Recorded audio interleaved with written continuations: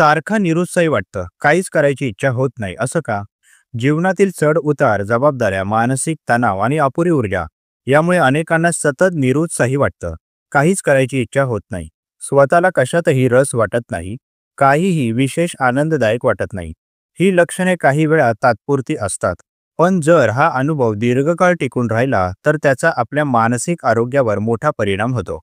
या लेखात निरुत्साही वाटण्याची मानसिक, जैविक आणि सामाजिक कारणे, त्यावरील उपाय आणि आपल्या मानसिक ऊर्जेला पुनर्स्थित करण्याचे शास्त्रीय मार्ग याविषयी सखोल माहिती दिली आहे. नंबर 1. निरुत्साही वाटणे म्हणजे काय? निरुत्साही वाटणे म्हणजे कोणत्याही कार्यात रस न वाटणे, काहीही करायची इच्छा नसणे आणि वारंवार आळस, कंटाळा किंवा वैफल्य जाणवणे. काही वेळा हे अल्पकालीन असते, पण जर हा अनुभव अनेक आठवडे किंवा महिने टिकून राहिला, तर तो डिप्रेशन किंवा इतर मानसिक समस्यांचे लक्षण असू शकते. सामान्यतः या स्थितीत खालील लक्षणे दिसून येतात.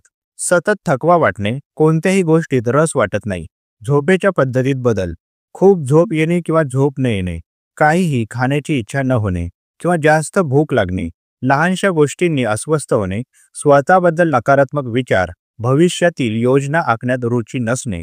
ही लक्षणे दीर्घकाळ टिकल्यास त्याकडे गांभीर्याने पाहणे गरजेचे आहे. नंबर 2. सारखं निरुत्साही वाटण्यामागील मानसिक कारणे. डिप्रेशन आणि तणाव, डिप्रेशन अँड स्ट्रेस. जर मेंदूतील सेरोटोनिन आणि डोपामिन या आनंद देणाऱ्या न्यूरोट्रान्समीटरचे प्रमाण कमी झाले, तर निरुत्साह आणि उदासीनता जाणवू शकते. सतत चिंता किंवा तणाव असल्यास मेंदू सतत फाईट ऑर फ्लाईट स्थितीत राहतो, ज्यामुळे उत्साह निर्माण करणाऱ्या मेंदूच्या भागावर परिणाम होतो. बर्नआउट आणि मानसिक थकवा, बर्नआउट अँड मेंटल एक्झॉशन. कामाचा किंवा वैयक्तिक आयुष्याचा ताण जास्त असल्यास शरीर आणि मन दोन्ही थकतात.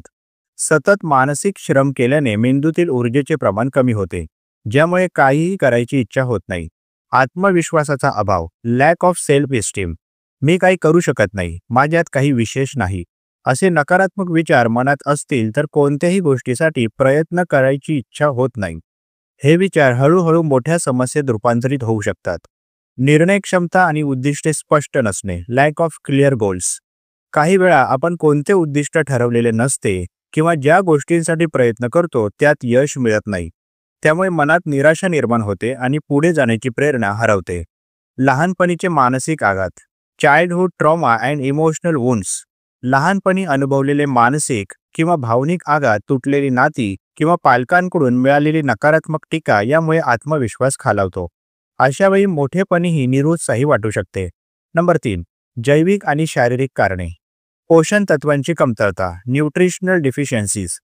मेंदूसाठी आवश्यक असलेल्या vitamin B12, D, iron, omega 3 fatty acids यांची कमतरता असेल तर थकवा आणि निरुत्साह जाणवतो. चुकीच्या आहारामुळे शरीराला पुरेशी ऊर्जा मिळत नाही. झोपेचा अभाव, लॅक ऑफ स्लीप. 7 ते 8 तासांची शांत झोप शरीर आणि मेंदूसाठी आवश्यक आहे. झोप अपुरी असेल तर मेंदू योग्य प्रकारे काम करू शकत नाही आणि कोणत्याही गोष्टीत रस वाटत नाही. थायरॉइड आणि हार्मोनल असंतुलन, थायरॉइड अँड हार्मोनल इनबॅलन्स. हायपोथायरॉइडिझममुळे थायरॉइड कमी झाल्यास चयापचय मंदावतो आणि सतत थकवा आणि उत्साहीनता जाणवते. मुलींसाठी PCOS, मेनोपॉज किंवा प्रोजेस्टेरॉन एस्ट्रोजेनचे असंतुलन सुद्धा मानसिक आरोग्यावर परिणाम करू शकते. व्यायामाचा अभाव, लॅक ऑफ फिजिकल ॲक्टिव्हिटी. नियमित व्यायाम न केल्यास शरीर आणि मेंदू दोघांनाही ऊर्जा मिळत नाही. व्यायामामुळे एंडोफ्रिन आणि डोपामिन स्रवतात, जे नैसर्गिकरित्या आनंद वाढवतात. नंबर 4. सामाजिक आणि पर्यावरणीय कारणे. सामाजिक अलगाव, सोशल आयसोलेशन. माणूस हा सामाजिक प्राणी आहे आणि जर समाजातून दूर राहिले तर मानसिक स्थैर्य बिघडू शकते.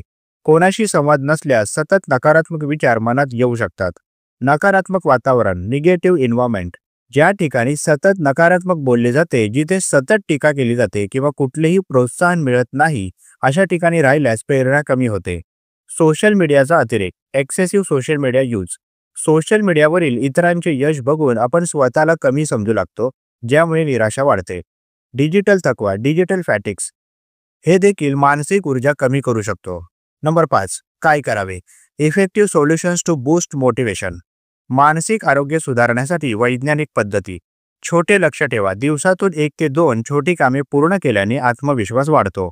अफर्मेशन वापरा, मी सक्षम आहे, मी आनंदी आहे, असे सकारात्मक विचार मनात आणा. ध्येयपत्र तयार करा. आपल्या उद्दिष्टांची यादी लिहून ठेवा आणि दररोज त्यावर लक्ष द्या. माइंडफुलनेस मेडिटेशन, ध्यान किंवा प्राणायाम केल्याने मानसिक स्पष्टता वाढते. जीवनशैलीत बदल करा. सकाळी लवकर उठा आणि सूर्यप्रकाशात वेळ घालवा. आरोग्यदायी आहार घ्या. ओमेगा 3 विटॅमिन B12 प्रथिने वाढवा. दररोज 30 मिनिटे चालणे किंवा व्यायाम करा. सामाजिकरित्या सक्रिय राहा. प्रियजनांशी बोला. मित्र किंवा कुटुंबासोबत वेळ घालवा. नवीन छंद किंवा कौशल्य शिका. गरज असल्यास समुपदेशन किंवा थेरपी घ्या. तंत्रज्ञानाचा मर्यादित वापर करा. रात्री झोपण्यापूर्वी सोशल मीडिया टाळा. दिवसातून ठराविक वेळच इंटरनेट आणि स्क्रीन वापरा. निरुत्साही वाटणे ही तात्पुरती समस्या असू शकते, पण जर ती दीर्घकाळ राहिली तर त्याकडे गांभीर्याने पाहणे आवश्यक आहे. मानसिक, शारीरिक आणि सामाजिक कारणांचा अभ्यास करून योग्य उपाययोजना केल्यास आपण पुन्हा ऊर्जावान आणि प्रेरित वाटू शकतो. जीवनशैलीत बदल करून आणि सकारात्मक विचारसरणी अंगीकारून निरुत्साह दूर करणे शक्य आहे. म्हणूनच छोट्या पावलांनी सुरुवात करा आणि उत्साही जीवन जगण्यासाठी स्वतःला संधी द्या. प्रस्तुत मानसशास्त्रीय लेख तुम्हाला कसा वाटला जरूर कळवा. तुमची प्रतिक्रिया आमच्यासाठी महत्त्वाची आहे. तुम्ही सुद्धा कमेंट बॉक्समध्ये एखादा विषय लेखनासाठी सुचवू शकता.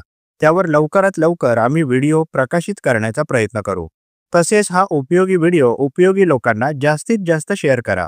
मानसशास्त्र संबंधित अशाच नवनवीन माहितीसाठी आम्हाला फॉलो करायला विसरू नका.